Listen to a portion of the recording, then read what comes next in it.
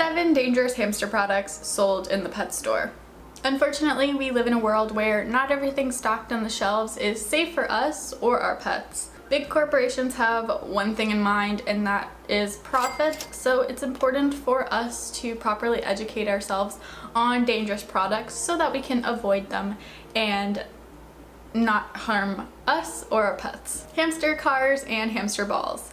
Now, I've made an entire video dedicated to talking about why hamster balls and cars are not safe for hamsters, so I will leave that linked if you'd like to check that out, because I'm just going to quickly touch on the reasons why they're not safe. Number 1, they have lack of ventilation, and the ventilation slits are actually just slightly large enough for a hamster's toe or even a small paw to get caught in, which can obviously cause injuries like a broken foot. Number 2, hamsters have no way of stopping. It is a spherical, round plastic object, and once you get going, it's very hard to break or stop, so a hamster is very likely to crash into a wall or furniture or even roll downstairs, which obviously can cause injuries and be very stressful. Number 3, a hamster is forced to run in a ball because that is essentially the only thing they can do.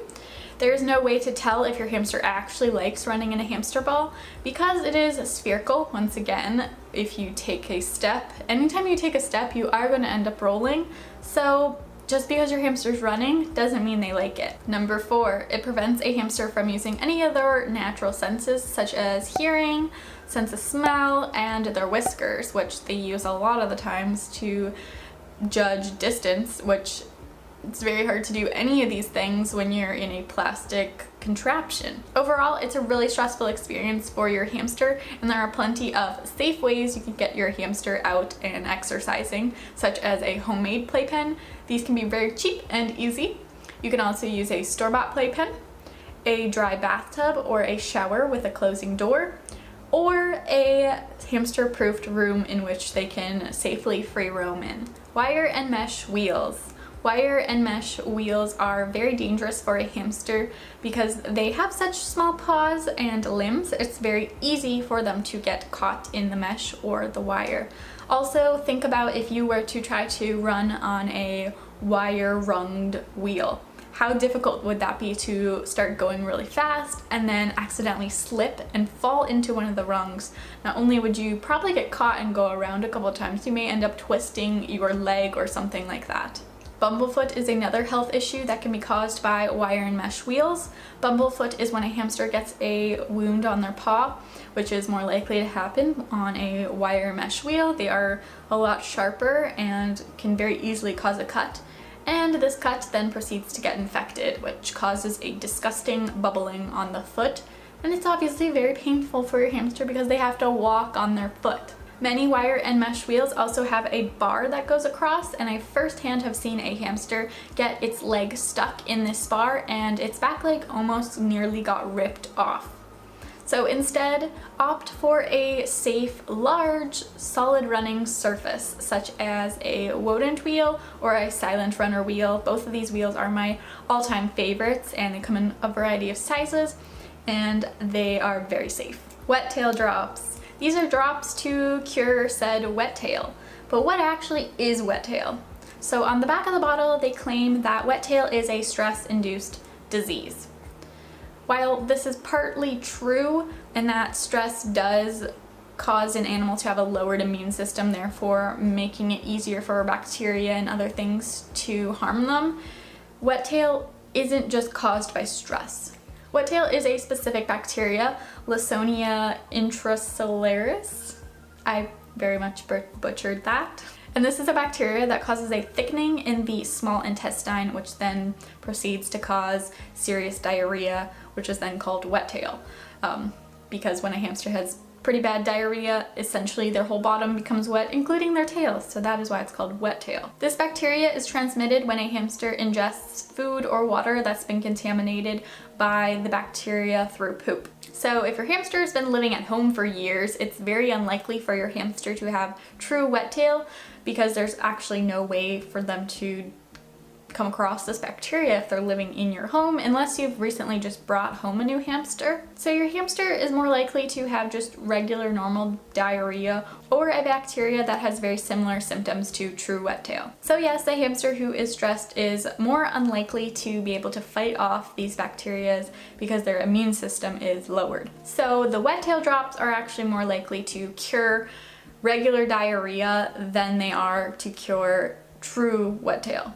If your hamster has true wet tail, they are going to need to see a veterinarian who is going to prescribe you with hamster-safe antibiotics. They may also help your hamster with any dehydration and possibly force feed them. Waterless hamster shampoo. Yes, this exists. If you didn't already know, hamsters are not supposed to be bathed. It can very easily wreck their coat, as well as they can easily develop a cold if they're not dried off good enough. Hamsters groom themselves and they maintain their coats very well as long as you provide them with sand. Waterless shampoos should not be used on hamsters because, first of all, many of these waterless shampoos, the first ingredient is water, and the rest of the ingredients actually are very similar to a human shampoo, which if you didn't know, which most people don't know, human shampoos a lot of the times are really bad for you. They're bad for your hair, bad for your skin, they're bad for the environment. So you want to avoid using waterless hamster shampoos. If you think your hamster stinks and you don't like it, then I probably wouldn't suggest getting an animal because they are going to smell eventually. Pine and cedar shavings. Pine and cedar shavings, also known as softwood shavings, are very commonly found in the pet store. They come in a very huge bag for a very low price, and you're gonna think that's a great bargain, but it's not because they're dangerous. Both cedar and pine trees create special chemicals to protect the tree from bugs trying to eat it, as well as funguses, which is great for the tree. Yay, the tree can protect itself.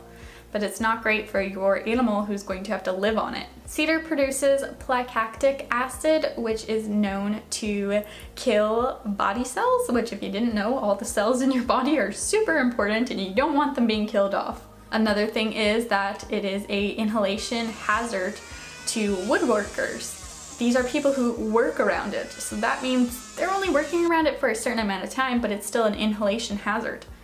Your small animal is living on this 24/7, and they have a way smaller respiratory than a human. So just think about how much more that would affect a small animal. Pine contains a similar chemical, and instead it is called abatic acid, and it is known as a skin and respiratory irritant. Long-term use of these beddings can result in skin irritations, which can lead to fur loss and allergies, as well as upper respiratory infections, which is something you don't want to deal with. I promise you, if you can't get it treated soon enough, your hamster will end up dying. Instead, use a safe hamster bedding. There are plenty on the market. There is paper-based beddings, which most of them are safe as long as they're not scented. You can also use aspen shavings and hemp shavings, and these are basically the only two shavings I know of that are safe, and they don't contain the same chemicals pine and cedar do. Cotton nesting. Cotton is very easily found in the pet store. It may come under other names such as cotton fluff or fluff nesting or bamboo cotton nesting. And it makes it seem like a good idea because it looks super soft and warm and your hamster's gonna have a good night's sleep. But unfortunately, it's unsafe. Cotton fluff has long stranded fibers which make it very easy for it to get wrapped around limbs, fingers, nails, even teeth when your hamster is pouching it. Now because it's long stranded, this also makes it very hard for an animal to rip it apart or break it apart. So if it gets wrapped around a limb, a hamster may struggle to remove it, and if they can't remove it and you don't notice in time, they can end up with circulation loss, and if it prolongs long enough, your hamster can lose a limb. Or some animals, if they realize their limb is going numb, they will chew it off. Something you don't want your pet to go through. Cotton fluff is an unnecessary expense when there are way safer options out there that are cheaper, such as toilet paper. This is a digestible and shreddable and rippable material that most people have at home, so it is pretty cost friendly. And lastly, hamster leashes. Hamsters are animals that should never be put on a leash. They should not be walked like a dog. They are very small and fragile animals. In order to actually put a harness or leash on your hamster, you would have to put it on pretty tightly because they are pretty fluffy, and so in order for them to not squeeze out, you're gonna have to put it pretty tight on them, which not only is going to be uncomfortable for a hamster because most hamsters don't want to feel squeezed, they also can very easily hurt themselves. If they get pulled by the leash, it can injure them, or if they suddenly dart and they lose slack of the leash, they can also be pulled back and it can also hurt themselves. Another thing is, if you don't put the leash on or harness on tight enough, your hamster can obviously easily slip out, which then leaves you with a escaped, lost hamster. And some people like to take their hamster outside on leashes, which just makes it even worse because then you're definitely not going to get your hamster back. Once again, there are plenty of safe options to be able to take your hamster out and exercise without it being dangerous. And if you can't safely take your hamster out without a hamster ball or a hamster leash, I honestly would not recommend owning a hamster, because then how would you ever interact with them if you don't have anywhere safe to actually interact with them? These are just some of the common dangerous products I see in pet stores. Obviously, there probably is plenty more out there, which is why it's really important we educate ourselves about what is safe for hamsters and what is not, so that we can learn what to avoid. And we can also save ourselves money if we know what to avoid, because then you're not spending it on junk products. You can spend it on something good that won't hurt your hamster. So I hope this video has been able to help quite a few people, and I will see you guys in my next video. Bye!